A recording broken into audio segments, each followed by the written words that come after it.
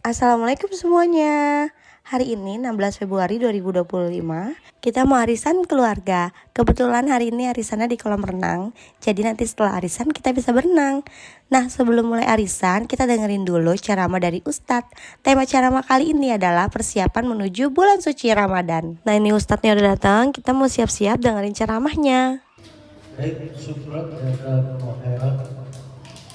Mas Dedis beserta ayah bundanya, tantenya, keluarga besarnya,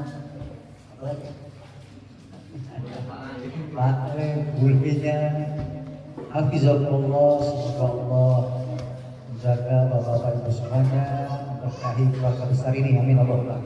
Assalamualaikum warahmatullahi wabarakatuh.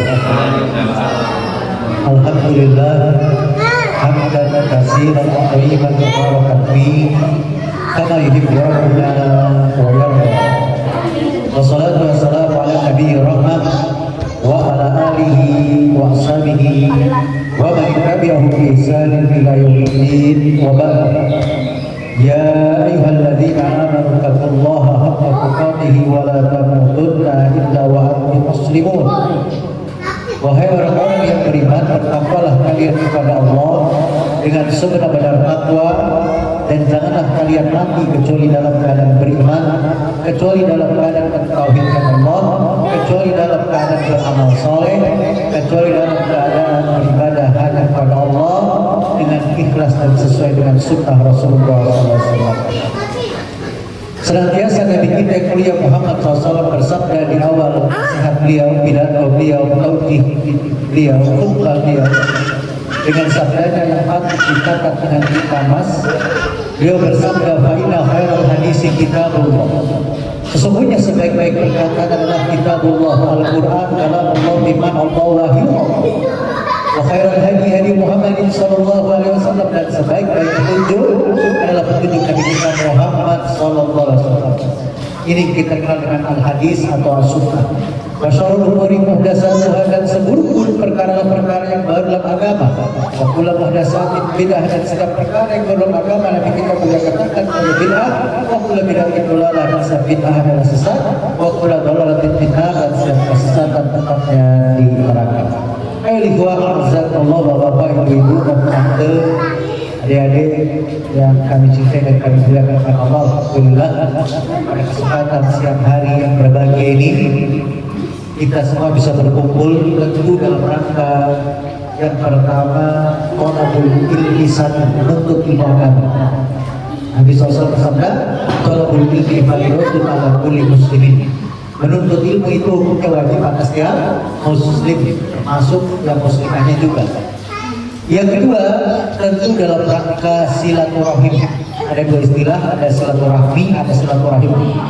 Silaturahmi itu menyambung hubungan sesama muslim, silaturahim menyambung hubungan sesama rahim, keluarga terdekat.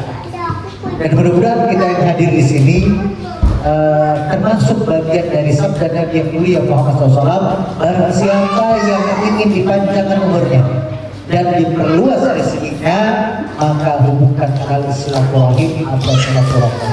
Mudah-mudahan kita termasuk dalamnya. Mudah-mudahan Allah panjangkan umur kita semuanya, berkahi umur kita semuanya, luaskan rezeki kita semuanya, sehingga kita bisa beribadah dengan baik nanti di bulan Ramadan dan Ramadan berikutnya. Allahumma amin. Sebelum kita membahas secara ringkas yang kiat-kiat apa saja agar ibadah kita di bulan Ramadan sukses atau diterima oleh Allah, perlu diketahui bahwasanya Allah Subhanahu wa taala menciptakan kita tidak lain dan tidak bukan adalah untuk beribadah.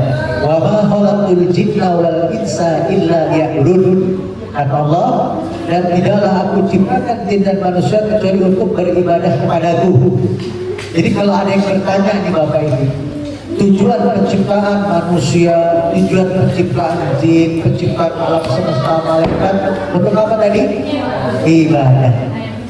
Ibadah didefinisikan oleh para ulama, di antaranya oleh Syekhul Islam Ibnu Taimiyah rahimahullah taala, adalah segala sesuatu ya yang dicintai dan diridhoi Allah, ibadah. Baik berupa perkataan, perbuatan yang lahir maupun yang batin, ibadah. Kebalikannya, Segala sesuatu yang tidak dicintai dan tidak dari Allah itu namanya kemaksiatan. Ya, kemaksiatan. Bapak Ibu yang kami cintai oleh Allah, ibadah agar diterima oleh Allah. Kan jangan sampai ya kita ibadah belasan tahun, puluhan tahun sampai nggak diterima. Kan kita nggak mau ya Bapak Ibu ya. Kita maunya ibadah kita diterima. Ibadah biar diterima ada dua syarat. Nih kami ringkas. Yang pertama ikhlas. Harus apa? Ikhlas. Apa ta'rif definisi ikhlas? Ikhlas adalah menyerahkan segala sesuatu kebaikan itu kita niatkan hanya untuk Allah. Ikhlas. Memurnikan ketaatan hanya untuk Allah. Yang kedua harus mutabatur Rasul, mengikuti contoh Rasul. Jadi orang nggak boleh ibadah ngarang, itu nggak boleh. Ibadah harus ikut contoh Nabi. Gak bisa, misalnya ada seorang berkata pada seorang Ustaz, alhamdulillah Pak, sekarang saya sholat subuhnya 5 rakaat Ustaz. Saya ikhlas Ustaz. Gak bisa walaupun ikhlas, hasilnya dengan contoh Nabi. Alhamdulillah Ustaz, saya puasa Ramadan Ustaz. Selain bulan Ramadan, saya juga lanjutkan puasa Syawal sebulan lagi Ustaz. Ini namanya tidak sesuai dengan contoh Rasul. Yang diterima yang hina Ramadan. Ya. Alhamdulillah Ustaz, saya puasa Ramadan udah biasa 30 hari. Sekarang saya bisa 40 hari Ustaz. Yang 10 harinya nggak diterima. Kalau mau dihitung itu ada 6 hari puasa di bulan Syawal. Atau nggak bisa dia mengatakan Ustaz, alhamdulillah Ustaz, Allah kasih saya rezeki yang banyak, harta saya banyak. Kemarin anak saya lahir hari ke-7 saya akikah Ustaz. Alhamdulillah saya beli sapi di Mosin. Dan diterima karena contohnya kambing. Ya, atau alhamdulillah Ustaz, tiap tahun saya haji udah 20 tahun ini saya tiap tahun haji 20 kali. Sekarang haji saya ke India Ustaz. Saya terima haji ke mana? Nah begitu pun ibadah-ibadah termasuk Ramadan itu harus sesuai dengan contoh Nabi Sallallahu Alaihi Wasallam. Bapak Ibu sekalian, kalau kita sudah mengetahui tujuan diciptakan untuk ibadah, takwa. Iya, ayat tentang puasa yang terkenal itu. Ya ayyuhalladzina amanu kutiba alaikumusiyam kama kutiba alal ladzina min qablikum la'allakum tattaqun. Wahai orang-orang yang beriman, diwajibkan atas kamu untuk berpuasa sebagaimana diwajibkan atas umat sebelum kamu adalah bertakwa. Seluruh ibadah termasuk puasa, endingnya, hasil akhirnya itu boleh menjadi pribadi-pribadi yang takwa. Puasa ya. Bahkan ini hadirnya kita juga selain takwa. Apa sih takrif definisi takwa itu? Takwa dijelaskan oleh para ulama adalah menjalankan perintah-perintah Allah dan Rasulnya serta menjauhi larangan Allah dan Rasul. Ya, ini perlu diperhatikan. Perintah Allah dan Rasul yang tertinggi adalah tauhidullah, mentauhidkan. Yakin masyarakat kalau gigi copot yang atas, bawah harus ke bawah yang copot harus bawah ke. Itu dalilnya surat Al-Fatihah berapa ya? Sebagiannya lagi apa? Nabi mengajarkan auzubillahi kalimatillahi tammati min syarri ma khalaq. Ya, aku berlindung kepada Allah dengan kalimat-kalimat yang sempurna dari kejahatan. Ini sebagai salah satu contoh kesyirikan. Ya belum lagi di rumah makan dipasang jimat-jimat, itu bentuk kesyirikan. Belum lagi datang ke dukun, percaya paranormal, itu bentuk dari kesyirikan yang harus dijauhi. Karena inti dakwah para nabi dan rasul adalah ubudullaha wa tajtanibut taghut. Sembahlah Allah saja dan jauhi segala macam bentuk kesyirikan. Mudah-mudahan kita, keluarga besar kita dijauhkan dari kesyirikan. Amin Allahumma amin. Bapak Ibu sekalian, kalau kita sudah tahu tadi takrif definisi takwa, kan jadi tujuan ibadah adalah takwa. Ya. Apa sih urgensi takwa di dunia dan di akhirat? Urgensi takwa di dunia agar kita mulia dalam pandangan Allah. Karena percuma Bapak Ibu kita mulia dalam pandangan manusia, tapi tidak dalam pandangan Allah. Allah berfirman, Inna akramakum indallahi atqakum. Sesungguhnya yang paling mulia di antara kalian yang paling apa? Takwa. Allah tidak katakan yang paling kaya, Allah tidak katakan yang paling tampan dan cantik, Allah tidak katakan yang paling darah biru, yang paling nikmat, yang paling habib, tidak. Allah katakan yang paling mulia adalah yang paling itu urgensi takwa di dunia. Sekarang apa urgensi takwa di akhirat? Agar kita bisa masuk surga. Allah berfirman dalam surat Al-Imran surat ketiga ayat 133, wasari'u ila maghfiratin min rabbikum wa jannatin 'arduha samawati wal ardh uiddat lil muttaqin. Dan bersegeralah kalian kepada ampunan Allah dan kepada surga yang luasnya seluas langit dan bumi yang Allah sediakan bagi orang-orang yang bertakwa. Sebaliknya Pak Bu, kalau neraka uiddat lil kafirin, yang disediakan untuk orang-orang yang kafir. Alhamdulillah nih kita yang hadir sini semuanya beriman beragama Islam. Bapak Ibu sekalian, tadi dikatakan Allah sebelum perintahkan kita meraih surga, meraih dulu ampunan Allah. Wasalu ila maghfiratin, ya, dan bersegeralah kalian kepada ampunan Allah. Di antara sebab terbesar kita mendapatkan ampunan Allah, kita mengerjakan puasa nanti dengan sebaik-baiknya. Tadi hadisnya jelas.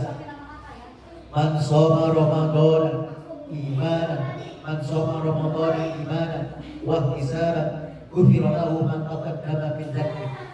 Barang siapa ya yang berpuasa di bulan Ramadan atas dasar iman. Maksudnya apa? Kita beriman tadi Allah wajibkan ya ayyuhalladzina amanu kutiba alaikumusiyam kama kutiba alal ladzina min qablikum la'allakum tattaqun. Wahai orang-orang yang beriman, diwajibkan atas kamu untuk berpuasa, ya, dan mengharapkan ganjaran pahala, maka Allah akan ampunkan dosa-dosanya. Ini Bapak Ibu ada nggak yang kepengen? Saya Indah. Yang kita gerak. Ya. Assalamualaikum warahmatullahi wabarakatuh. Pak Ustadz, maaf, itu kan ada imsak ya. Imsak arti sebenarnya kan juga puasa. Jadi intinya pas imsak itu kita ngabisin makannya intinya kita berarti pas subuh aja gitu ya. Iya. Satu lagi terus kan gini ya, di daerah saya itu ada azan banyak, ada yang kurang 5 menit sudah azan, ada lagi yang Iya. banyak azan. Jadi azannya nggak bisa habis. Iya, maksud kita Patokannya yang mana? kadang kita kan ya ada. Baik, perlu itu siapa? Udah, semoga Allah memberkahi ibu, keluarga besar ibu dan semuanya. Dijaga oleh Allah, panjangkan umurnya. Amin Allah. Perlu kalau bapak ibu buka buku-buku agama waktu SD SMP, pengertian puasa apa sih? Puasa adalah menahan diri dari perkara-perkara yang dapat membatalkannya, seperti makan, minum, dan hubungan suami istri dari terbit fajar. Artinya imsak belum terbit fajar. Terbit fajar itu pas azan subuh sampai terbenam maghrib, matahari atau maghrib. Nah, artinya Bapak Ibu, waktu imsak kalau menurut hukum fikih kitab fikih masih boleh makan minum.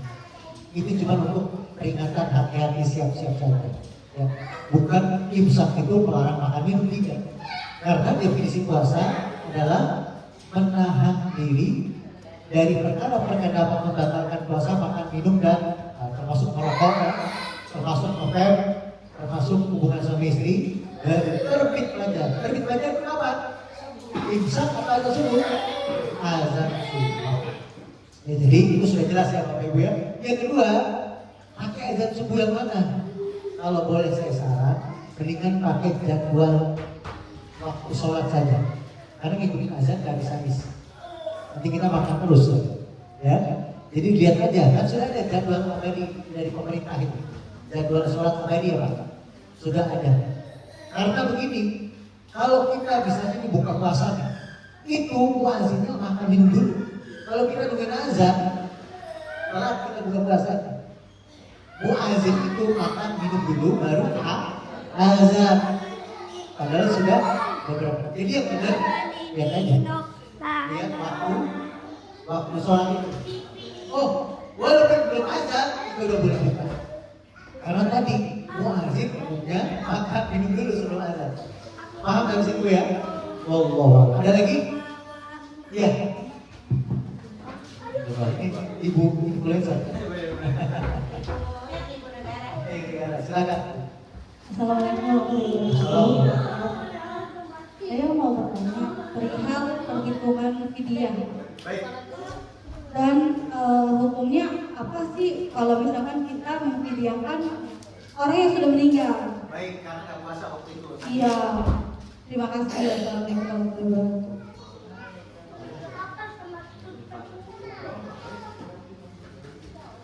Pertanyaan bagus ya dari Mbak Rifana Hafizah. Allah SWT menjaga beliau dan keluarganya. Tentang membayar ini ribet nih. Oh ya, perhitungannya ya. Begini misalnya, kan orang yang tidak puasa ada 8 golongan tidak boleh puasa. Yang 4 golongan pertama bayar fidyah, 4 golongan kedua wajib untuk puasa. Paham ya? 4 golongan pertama yang tidak puasa wajib fidyah. Siapa? Pertama, tua renta yang sudah tidak sanggup puasa. Sudah tua, sudah tidak kuat. Kedua, sakit menaun yang sulit diharapkan kesembuhannya. Sakitnya nggak sembuh. Ketiga, hamil. Keempat, menyusui. Cukup bayar Nah, 4 golongan yang kedua ini, 4 orang ini yang tidak puasa tapi wajib bayar kodok dengan puasa pada bulan yang berikutnya. Siapa? Tadi hamil udah. Ini haid, nifas, sakit tidak menaun, safar. Ini wajib berarti pada hari yang lain. Ya. Nah, gimana cara penghitungan fidyah? Dan bolehkah membayarkan fidyah orang yang sudah meninggal? Kalau soal boleh, jelas harus kita sebagai anak. Ya, dia sakit, selama sakit nggak puasa. Ya, harusnya kita bayar sebelum dia meninggal harus. Ya, waktu sakit itu kita bayarin karena kita tahu sakitnya parah. Nah, bagaimana cara membayar fidyahnya? 1 kali makan porsi dikali hari puasa yang ditinggalkan. Misalnya 30 hari puasa, 1 porsinya itu biasa makan berapa? Tergantung menunya apa, kambing guling atau puasa mana? Ya, kata-kata sekali makan 20.000 kali 30 berapa? Nah, 600. Boleh berbentuk makanan, boleh berbentuk uang cash, kasih fakir miskin. Oh begini, hitungan minimalnya 1 kali. Kalau mau di 2 kali sehari 2 porsi 3 porsi itu lebih afdol. Lebih apa? Sama halnya kita tahu kan zakat fitri 2,5 kilo atau 3,5 liter. Karena orang kaya saya mau 1 kuintal. Boleh, lebihnya itu pahala lebih. Sama seperti bayar fidyah, minimalnya 1 kali makan 1 porsi dikali 30 hari itu nilai minimal. Nilai apa? Kalau kemudian kali sehari ke 2 kali makan, 3 kali makan kali 30 afdoliyah lebih utama. Jadi begitu ya. Dipahami. Misalnya orang tua kita meninggal, kita tahu nih selama 2 tahun dia sakit parah. Selama 2 puasa, 2 bulan puasa dia nggak puasa. Tinggal perhitungan seperti tadi. Anas bin Malik kan umurnya sampai 125 tahun. Sahabat Nabi Anas bin Malik di masa sepuhnya udah gak kuat puasa. Ya, dia undang 30 orang fakir miskin makan sepuasa. Kan 30 orang itu maksudnya 30 hari. Iya, boleh nambah-nambah Pak. Nah itu yang bagus sebelum meninggal waktu itu. Tapi kalau sudah meninggal juga ya silahkan lebih bagus. Nah itu juga gak apa-apa. Barangkali. Ada lagi? Ada lagi. Jadi namanya maaf saya menindaklanjuti yang tadi nih. Misalnya harusnya dikodo nih Ustaz ya. Harusnya dikodo tapi ketemu Ramadan lagi nih. Itu bagaimana Ustaz? Harusnya dibayar dulu buat puasanya untuk itu. saya bacakan Aisyah radhiyallahu anha. Aisyah siapa Nabi? Istri Nabi. Itu bayar puasa karena haid. Tidak karena haid, justru beliau pernah di bulan Sya'ban, artinya 1 bulan Ramadan.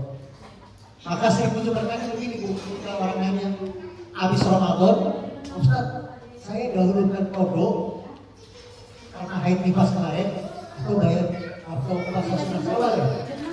Jawabannya bergantung. Waktu puasa Syawal sebulan ya, 6 hari itu kan ada sebulan ya, kesempatannya. Kalau waktunya masih panjang, dia qadha dulu. Tapi kalau waktunya mepet, mau habis Syawalnya, gak apa-apa, dia puasa sunat Syawal dulu. Ini Aisyah itu mengganti puasanya justru di bulan apa? Sya'ban. Pokoknya seperti itu, Aisyah mengganti puasanya di bulan Sya'ban. Ya. Itu dulu ya jawabannya. Ini Mbak mau nanya. Assalamualaikum warahmatullahi wabarakatuh. Waalaikumsalam warahmatullahi wabarakatuh. Kalau pada saat puasa, segala sesuatu yang dimasukkan itu kan bisa batal ya Ustaz. Misalnya kayak infus gitu. Iya. Suntik. Iya. Terus satu lagi kalau misalnya kita Pertanyaannya bukan terus ya, tapi suntiknya. Iya, kalau infus kan batal ya karena obat ya. Masuk cairan itu ke dalam tubuh kan. Iya. Kalau kayak suntik itu ada yang namanya itu gimana Ustaz? Dokter tahu? Batal membatalkan puasa atau enggak? Jawabannya kalau melihat kitab-kitab fikih para ulama, mereka membagi suntikan itu berupa apa? Berupa nutrisi pengganti makanan, batal. Kalau suntik kayak KB itu batal juga. Tapi itu bukan makanan. Setahu saya tidak batal. Yang membatalkan itu kalau isi suntikannya itu nutrisi pengganti makanan. Iya, sama kayak orang bekam tidak batal. Bekam tidak batal. Kalau dia. Iya. Ada lagi? Nah ini dia. Saya bacakan hadis yang tadi. Aisyah radhiyallahu anha berkata, "Kana yakunu alayya shawmu min Ramadan." Kata Aisyah, istri Nabi, suatu ketika aku memiliki utang puasa Ramadan, ya. Fama astati'u an aqdiyahu illa fi Sya'ban. Nah itu dia. Dan aku tidak bisa mengqadhonya selain pada bulan Sya'ban. Saya kan Sya'ban kan 1 bulan sebelum puasa Ramadan. Jadi boleh. Misalnya orang mepet juga waktu Syawalnya, ya kalau qadha nggak ada puasa sunat Syawal, nggak apa-apa. Puasa sunat Syawal nanti dia ganti di bulan Ramadan.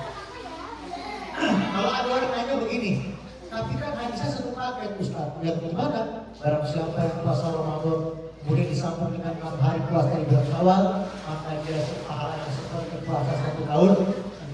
Artinya kalau nggak bisa sempurna seperti ini, mungkin dia nggak dapat puasa pahala setahun. Setahun berapa hari? 365. Mungkin dia dapat 250 hari. Mungkin dia cuma dapat 200 hari. Seperti itu puasa pahala. Wallahu a'lam. Dijawab. Ini nanti di buku ini perkara-perkara yang tidak membatalkan puasa. Masuk perkara-perkara yang dapat membatalkan puasa, perkara-perkara yang dapat mengurangi pahala puasa ada di sini. Ya. Termasuk sikat gigi, kita berenang, mandi, keramas, tidak membatalkan. Bahkan ini mungkin mengagetkan. Saya tidak ada dari saya sampaikan saja. Ibu-ibu ketika masak di bulan Ramadan boleh mencicipi. Tapi itu ya bukan 1 sendok, bukan semangkok, bukan sepiring, itu batal. Mencicipi itu pun cuma di lidah, setelah itu dibuang. Kayaknya kita ngeganjel kan. Kayaknya rasanya kayak kita. Iya, iya. Gitu. Nah, jadi boleh dititipi. Kenapa boleh?